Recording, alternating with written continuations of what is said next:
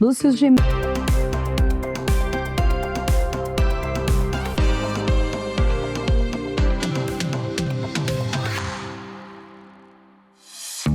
Lúcio Gimelo, jornalista e escritor, é o nosso convidado de hoje no programa Cultura e Saber. Seja bem-vindo. Muito obrigado pelo convite, Priscila. É uma honra aqui participar do programa Cultura e Saber. É um prazer estar aqui. Eu que agradeço. Bom, para começar, fala pra gente como foi essa transição. Um jornalista com uma carreira já conceituada se tornar escritor. Então, eu acho que fala-se jornalista, né? Mas eu gostaria de sempre agregar essa palavra, a palavra repórter. Né? Eu nunca deixei de ser repórter, né? Então, assim, comecei minha carreira como repórter e fui repórter, assim, nos últimos anos que eu virei editor e roteirista, né? Que eu fiquei dentro da redação, mas sempre na rua como repórter. E a gente é um contador de histórias, né? E aí tem histórias, o começo da minha carreira foi na Rede Globo, eu fiquei 15 anos na Globo, então assim, tem histórias que não cabem nos 5 minutos, 2 minutos de um telejornal. Então, que é o caso da Eni, por exemplo, que eu conheci essa história quando eu estava trabalhando em Bauru, na Rede Globo Oeste Paulista, e a Eni foi um personagem muito importante na cidade, né? Apesar de ser uma cafetina, de ser uma prostituta, dona de um bordel, ela era uma atração turística da cidade. E todo repórter, quando ele trabalha numa cidade, num país, ele tem que ficar atento às histórias que envolvem os personagens mais importantes da cidade. Quem são os personagens que podem virar notícia se eles pegarem um lápis e jogar no chão, por exemplo? Então tudo era notícia. E Eni era um desses personagens que tudo que ela fazia virava notícia. Então, aí, quando eu cheguei em Bauru, ela já tinha morrido. 1 ano que ela tinha morrido. Eu cheguei em 88, ela morreu em 87. E o que me impressionou foi que as pessoas vinham me falar dela, porque eu era um morador, um forasteiro, recém-chegado à cidade. As pessoas vinham, você conhecia o Eni, você sabia da Eni? E aí vinham me falar dela coisas boas. Não todo mundo, obviamente, mas muitas pessoas vinham me falar dela com respeito, com admiração. E isso me chamou a atenção. Como uma prostituta podia ser tão admirada por parte da população, não por todos. E aí eu fui colhendo informações sobre ela. Mas para fazer uma matéria sobre a Eni, mesmo que fosse para o Fantástico, eu ganharia, sei lá, 6, 7 minutos. E conforme eu fui conhecendo a história da Eni, eu fui vendo que ela merecia. Eu sempre quis escrever. Antes dela, eu lancei um livro de contos, que também foi baseado em reportagens que eu fiz, lugares que eu conheci. Chama-se Um Violino para os Gatos. Saiu em 95 pela editora Maltese. E tem histórias nesse livro de contos que foram inspiradas em reportagens que eu fiz, lugares que eu fiz ali no interior de São Paulo. Então eu resgatei aquelas paisagens, transformei em conto. Então eu já tinha essa vontade de escrever, sempre fui um rato de biblioteca, sempre li muito, e eu sempre tive vontade. Aí lancei esse livro de contos em 95, e aí estava pensando num próximo livro, que aí me veio a ideia da Eni, e aí, como eu não conseguiria transformar a Eni eu falei, não vou transformar a Eni, matar a história dela em 5 minutos no Fantástico, é muito pouco, sabe assim? Então, eu fui guardando para fazer a biografia. E aí eu passei 10 anos pesquisando a vida dela, ouvi as ex-prostitutas, contratei uma estagiária para me ajudar a fazer uma pesquisa no Diário de Bauru, nos jornais de Bauru, uma estagiária de História da USC, Universidade do Sagrado Coração, porque eu trabalhava como repórter, não tinha tempo de fazer uma pesquisa. Então, eu contratei essa estagiária para me ajudar a vasculhar todo o arquivo dos jornais de Bauru, com notícias sobre a Eni. Viajava para São Paulo para ouvir os parentes dela. Enfim, fiz uma pesquisa de 10... Obviamente, o tempo durou tudo isso porque eu trabalhava como repórter. Então, assim, eu não tinha full time o tempo todo para me dedicar à pesquisa. Se eu tivesse o tempo todo, com certeza eu faria em menos tempo. E aí, em 4 anos, eu tirava férias como repórter, e aí eu passava minhas férias o mês todo fechado no meu apartamento escrevendo o livro. Então aí eu tirei 4 férias, foram 4 anos para terminar o livro.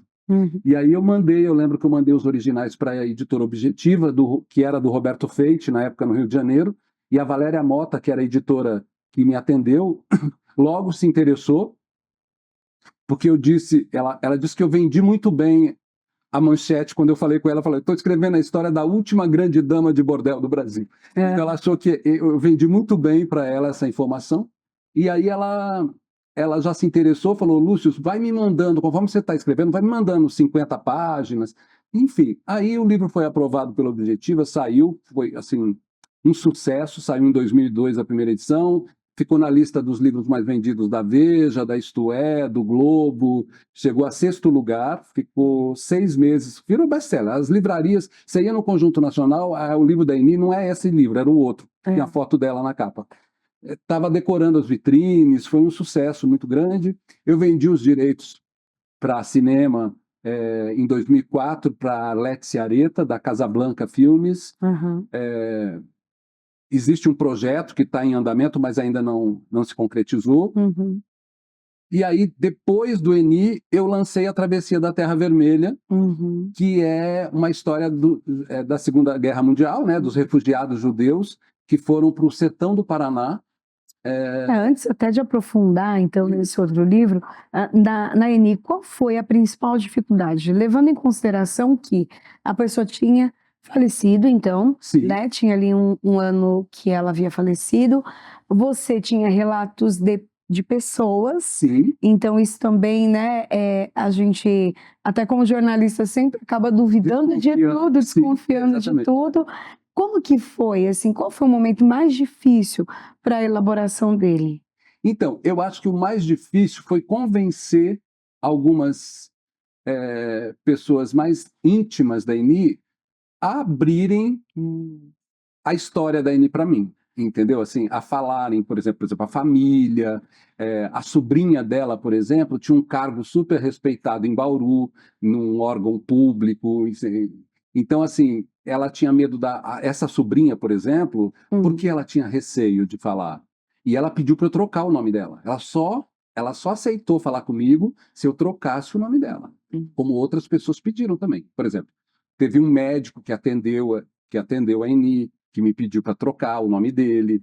Então, assim, pelo receio de sofrerem algum tipo de... vincular de preconceito. Você vê como essa história, né, da prostituição marca muito, né? Porque a Eni, por mais que ela ajudasse as pessoas pobres, ela foi uma mulher que fez muita caridade. O Rotary Club, o Lions Club de Bauru, por exemplo, quando fazia uma campanha, a primeira pessoa que abriu, eles levavam para ela para assinar as doações, a primeira pessoa, porque ela geralmente fazia doações altíssimas. E num livro de doação, quanto mais alta for a primeira doação, você faz com que os próximos fiquem, né, impressionados com a primeira e tem um pouco de receio de dar um valor muito baixo. Então ela sempre abria esses livros, enfim, me relataram isso, né? Mas então o problema maior foi esse mesmo, de você conseguir convencer essa sobrinha dela que eu te falei, quando ela era menina, que a Eni sempre deu bom e do melhor para a família. Ela matriculou essa menina no Colégio São José, que é um colégio de freiras em Bauru, com 6, 7 anos de idade, para estudar lá. Quando as freiras descobriram que ela era sobrinha da Eni, expulsaram a menina. Então ela sempre foi muito marcada pelo preconceito em razão da profissão da tia, né? E aí, então, ela foi ela me ajudou muito porque ela me doou fotos, né? Enfim. Então, eu tive um pouco de dificuldade para convencê-la, porque eu comecei a partir dela, porque ela cuidou da Eni até morrer. Aí tinha uma prima da Eni aqui também, em São Paulo, me falou toda a fase da história dos pais da Eni, dos avós da Eni na Itália, a família, todas as fotos da família na Itália. Uma história muito marcante, a relação da Eni com a avó, que a avó não aceitava a Eni de jeito nenhum. Então essa história toda, essa prima dela me contou, né? E aí com fotos, com documentos. Então assim, a biografia é muito baseada em fotos e documentos. Por exemplo, até 2002 não se falava em Eni, você não via fotos da Eni em lugar nenhum. O meu livro é que trouxe as primeiras fotos da Eni. Então se você... ela jovem, ela no viaduto do chá, a carteira ela fichada na polícia. O meu livro trouxe a primeira vez a ficha da Eni na delegacia, porque as prostitutas eram fichadas. Então isso também teve. Mas assim, a dificuldade foi de convencer algumas pessoas, isso dificultou muito, e também de administrar o meu tempo, porque eu trabalhava muito, eu viajava o interior de São Paulo inteiro. Na época que eu era repórter no interior, o Jornal Nacional não tinha repórteres fixos, como tem hoje, em Ribeirão Preto, em Campinas, em São José do Rio Preto, não tinha praças com repórteres de rede, todas não tinham, então eu tinha que, às vezes, cobrir alguma praça, tinha alguma matéria em São José do Rio Preto, em Ribeirão, às vezes, que precisava se deslocar, então eu ia de Bauru, então eu viajava muito, né? E então isso dificultou um pouco o meu trabalho na escritura do livro, né? Mas deu certo e me impressionou, porque foi assim uma surpresa, eu não imaginava, não existia Bruna Surfistinha ainda nessa época, né?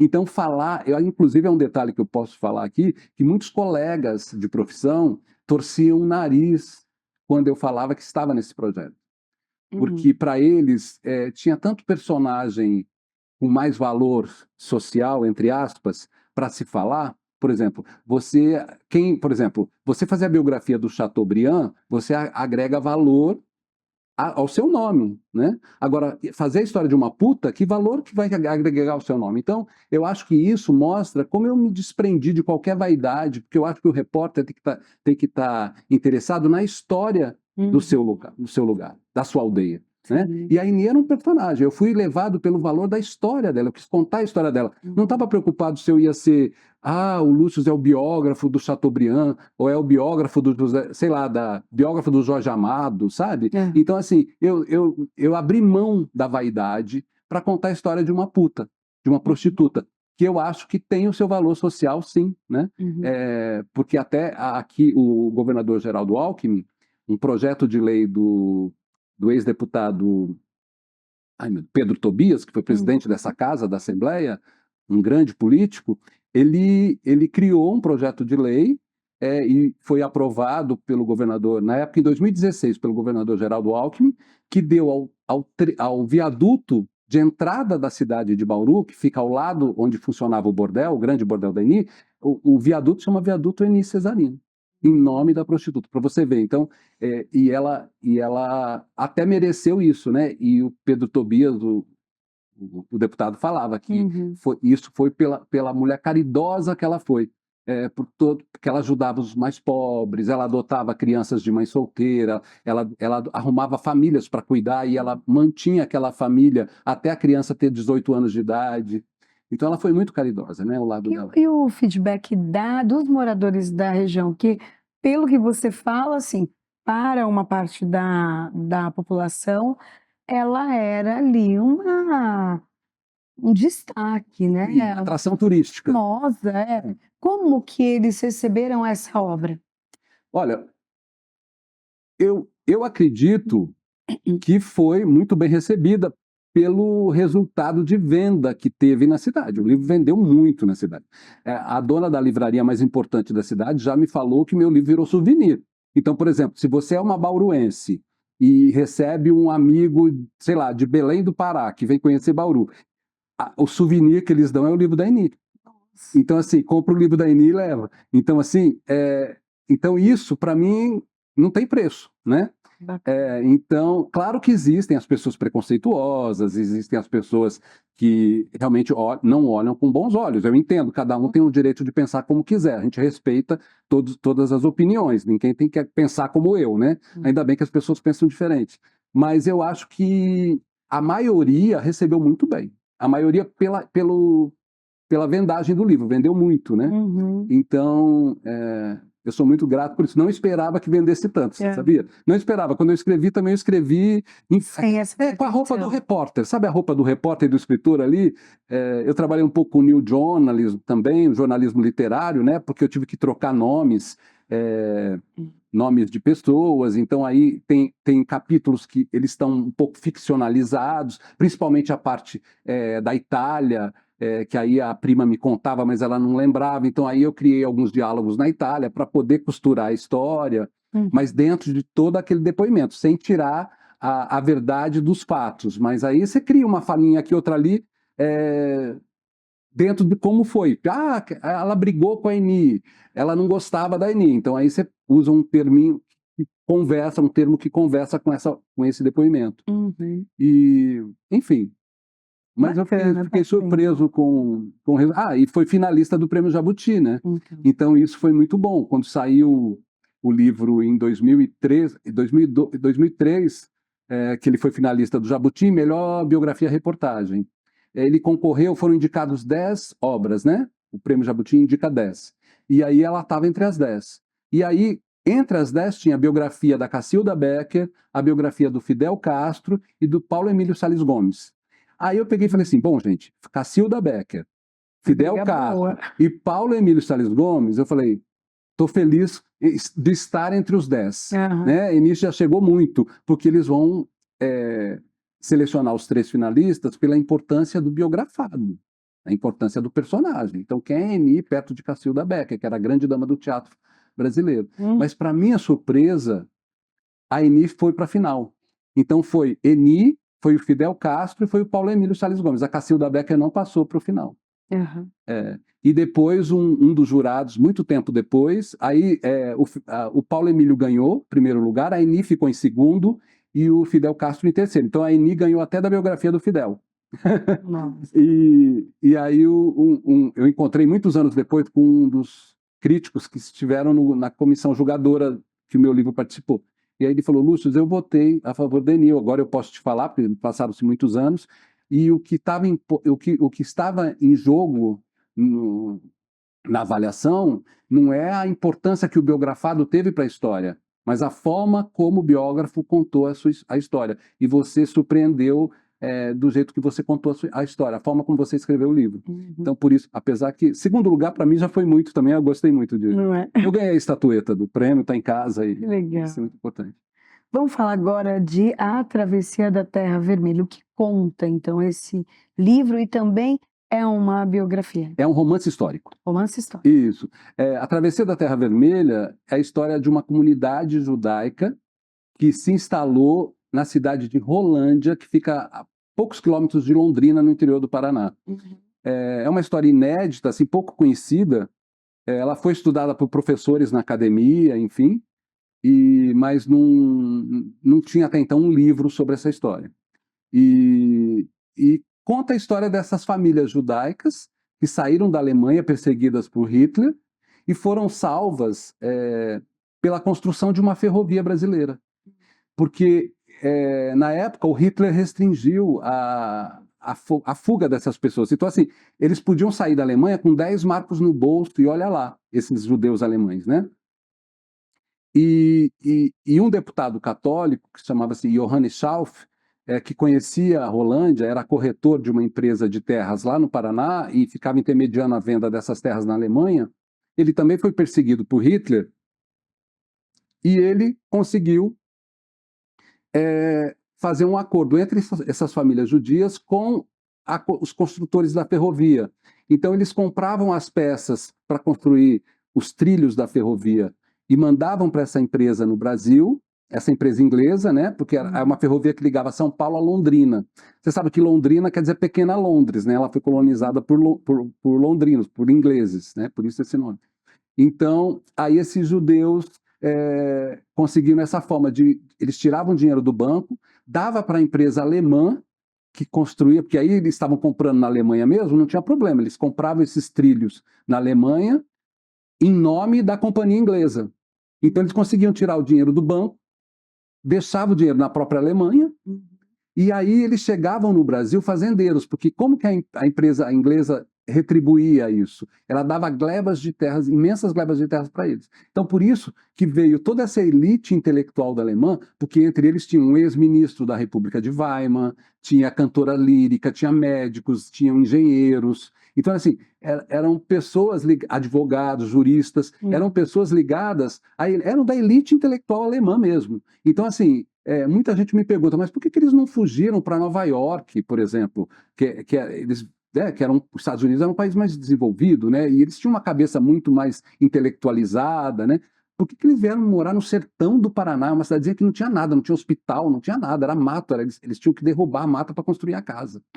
Aí a resposta é essa, porque se eles fossem para os Estados Unidos, eles chegavam com 10 marcos no bolso lá.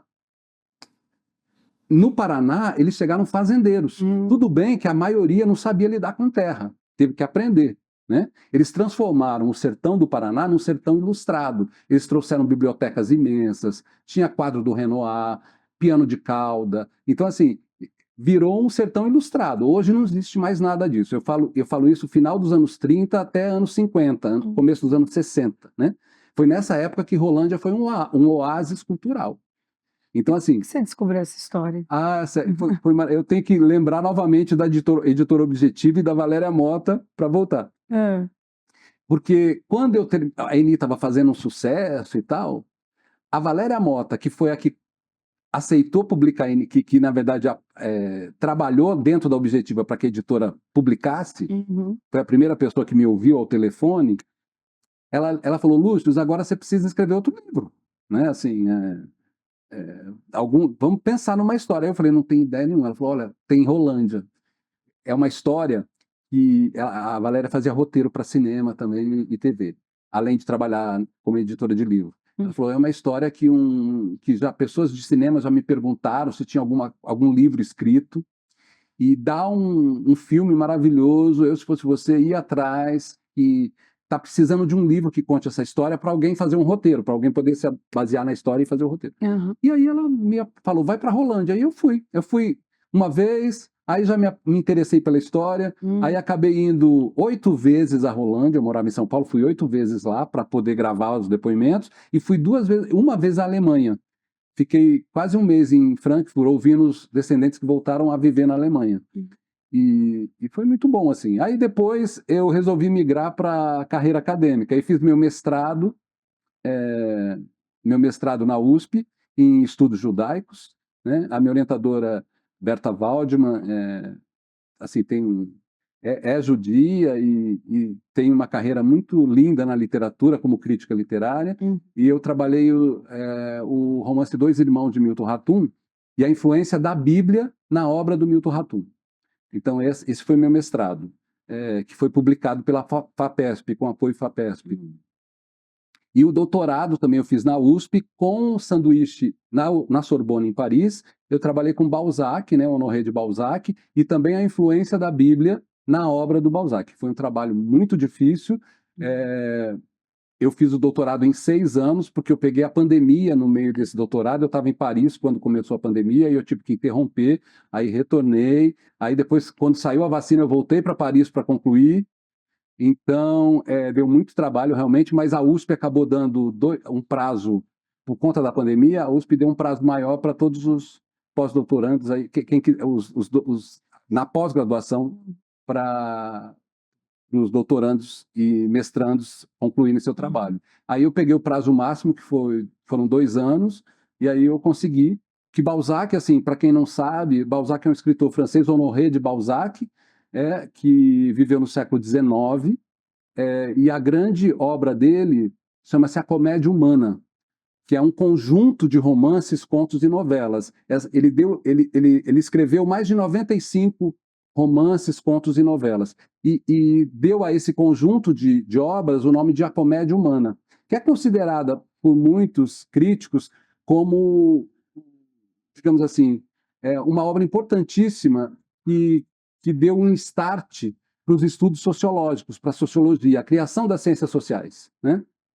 Então, eu fiz essa pesquisa, né, com Balzac, a influência dele na Bíblia, porque o Balzac ele queria abrir o olho do leitor francês para as verdades, entre aspas, né, a gente pode dizer, a interpretação que os religiosos, as autoridades religiosas, aí a gente fala da Igreja Católica principalmente, mas também dos evangélicos e judeus. Ele colocou todo mundo, então, ele queria chamar a atenção do leitor dele para desconfiar das interpretações que as autoridades religiosas faziam da Bíblia, de passagens da Bíblia. Então ele tentava convocar o leitor, e se você pensasse por esse ângulo, por exemplo, tem uma passagem do Moisés, por exemplo, numa obra dele, o Moisés está caminhando no deserto, e aí ele olha para trás, só tem um israelita atrás dele. Não tinha mais ninguém. Quer dizer, aquela multidão que a Bíblia fala que todo mundo seguiu Moisés para chegar na Terra Prometida, não tinha. Aí o Moisés olha para trás e o Moisés pergunta para o israelita, você é louco, o que você está fazendo? Está me seguindo por quê? Né? Nem eu sei para onde eu estou indo. Você imaginar Moisés falando isso. Então, assim, ele pede, ele dá a entender com essa passagem do livro dele, que o deserto é o deserto interior da gente. Então, assim, que a pessoa que escreveu a Bíblia quer dizer o seguinte, que você precisa atravessar um deserto, mas que, quando fala deserto, não é o deserto de areia, é uma metáfora que ele usa. Então, assim, é o deserto interior, porque quando você fica sozinha com você mesmo, você tem um deserto dentro de você para atravessar, o deserto do autoconhecimento. Então, assim, o ser humano tem que atravessar esse deserto para se conhecer, né? E a terra prometida, segundo Balzac, dá para entender, é o melhor do coração humano. Então, assim, quando Deus fala, você tem que chegar à terra prometida, você tem que chegar ao lado bom do seu coração. É o melhor do coração humano. Então, são interpretações do Balzac. Ele queria fazer uma revolução na espiritualidade, né, humana, não conseguiu, mas a minha tese de doutorado está disponível no banco de dados, no banco de teses da USP, chama Bíblia segundo Balzac, Deus, o Diabo e os Heróis Bíblicos em A Comédia Humana. E esse é o meu próximo livro. Então, eu estou preparando para lançar, né, a Bíblia segundo Balzac. Aí, até você vai levar ele para essa parte acadêmica ou você pretende... eu vou dar ele vai ficar, não, eu acho que vai ficar um pouco mais acadêmico, porque não tem como não ser. É uma pesquisa acadêmica. Então, assim, como eu trabalho com francês, né, eu trabalho com a fonte oficial do Balzac na França, que é a Pléiade, a obra dele toda em francês, lançada pela biblioteca dela, Pléiade. Então, eu tenho as notas em todo o texto que tem em português da obra dele, que é da editora Globo, que foi uma tradução coordenada pelo Paulo Ronay. Toda a tradução do Balzac, eu trago o original em francês em nota de rodapé. Porque eu acho que, como ele não é brasileiro, é francês, você tem que saber como ele escreveu de verdade, né? O texto em francês. Então, tudo que eu cito em português, eu faço a versão para o francês. O original pela Pléiade, baseado na Pléiade. Então, eu acho que isso tem que ter. Então, por conta dessas notas em francês, não tem como ficar menos acadêmico, assim, demais. Porque senão eu acho que desvaloriza a pesquisa. Que é uma pesquisa que deu trabalho, é uma pesquisa difícil. E agora, para o pós-doc, que eu estou começando, eu vou trabalhar com Balzac também, mas o Balzac jornalista. Porque aí eu quero fechar a história da Eni, eu retomo a Eni, porque o Balzac foi um dos primeiros a comparar o trabalho do jornalista no século XIX, quando o jornalismo estava nascendo, ele faz uma comparação.